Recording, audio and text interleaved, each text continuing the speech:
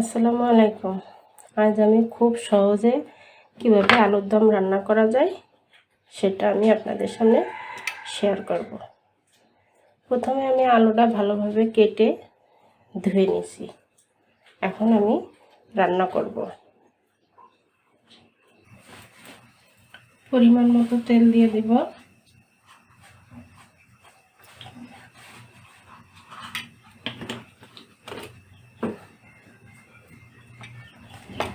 এখন আমি দিয়ে দেব 2 চামচ পেঁয়াজ বাটা, 1 চামচ রসুন বাটা, 1 চামচ জিরা বাটা, সামান্য পরিমাণ ধনিয়া গুঁড়ো, হালকা একটু নাড়া দিয়ে দেবো।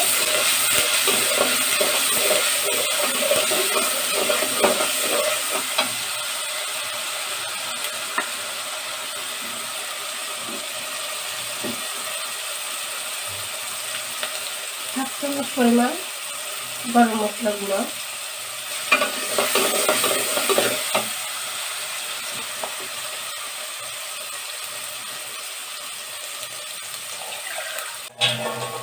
হালকা একটু পানি দিয়ে দেবো যাতে মশলাটা পুড়ে না যায়।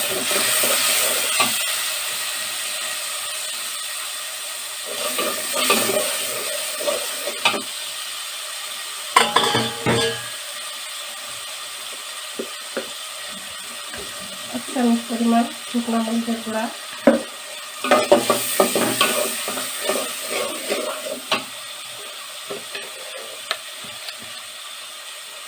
স্বাদ অনুযায়ী লবণ দিয়ে দেব।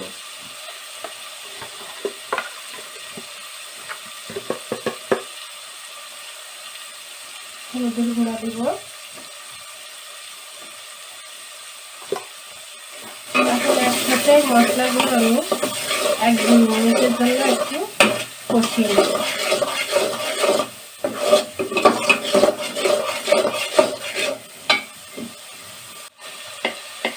এখন একটু আমি দিয়ে দেব দারচিনি।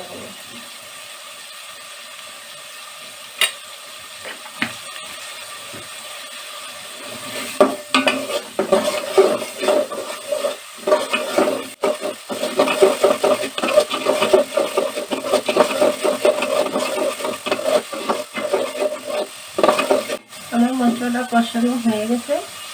এখন আলুগুলো আমি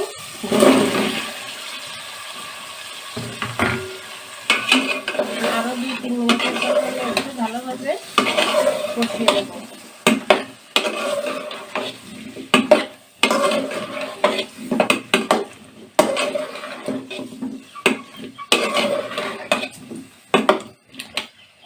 এই পর্যায়ে এসে আমি 4-5টা কাঁচামরিচ চিরা দিব।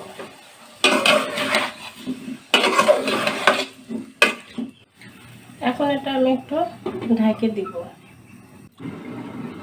ফিরে এলাম 5 মিনিট পর। এখন আমি এটা কষিয়ে নেব।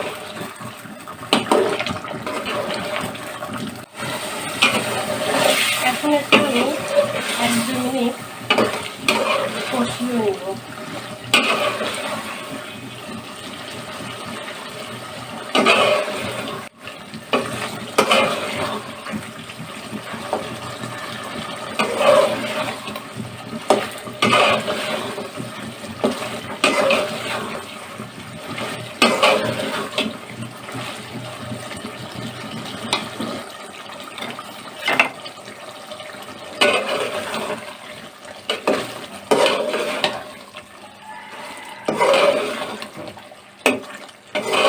এই যে আমার আলুর দম রান্না করা হয়ে গেল।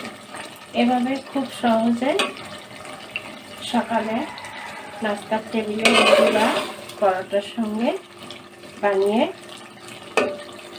বানানো যায় অনেক সহজে।